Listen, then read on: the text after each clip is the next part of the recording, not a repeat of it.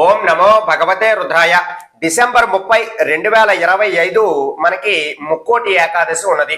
ముక్కోటి ఏకాదశి యొక్క ప్రాముఖ్యత ఏమిటి అంటే, మనకి ఉన్నటువంటి 12 ఏకాదశులలో కూడా ఈ ముక్కోటి ఏకాదశి నాడు దేవతలంతా కూడా ఆ హరిని చక్కగా స్తుతిస్తారు.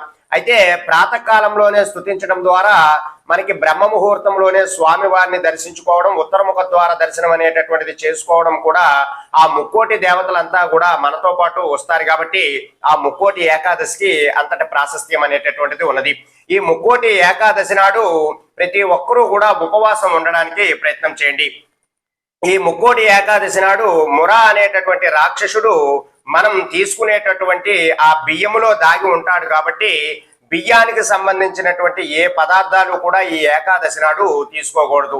అందుకే ఏదైనా పళ్ళు లేదా పాలు తాగుతూ ఉపవాస దీక్షనంతా కూడా చేసుకోవాలి. ఈ రోజంతా కూడా ఓం నమో నారాయణాయ, ఓం నమో వాసుదేవాయ అనేటటువంటి మంత్రాలను చెప్పుకోవడము, అలాగే విష్ణు సహస్రనామ పారాయణము చేయడము, దగ్గరలో ఉన్నటువంటి వైష్ణవ దేవాలయాలలో ఉన్నటువంటి ఉత్తరముఖ ద్వార దర్శనం కూడా మీరు స్వామివారిని దర్శించుకోవడం ద్వారా మీరు చేసినటువంటి సకల పాపాలు కూడా తొలగిపోయి మంచి అభివృద్ధి అనేటటువంటిది కలుగుతుంది.